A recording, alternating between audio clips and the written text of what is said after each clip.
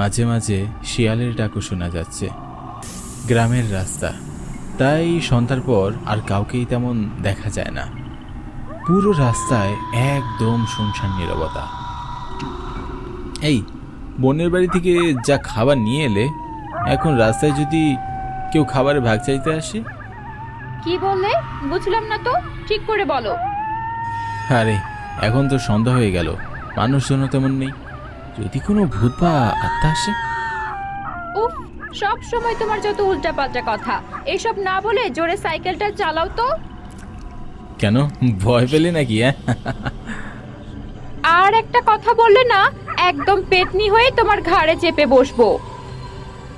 সে তো বিয়ের পর থেকেই বসে আছো, হে আর নতুন কি?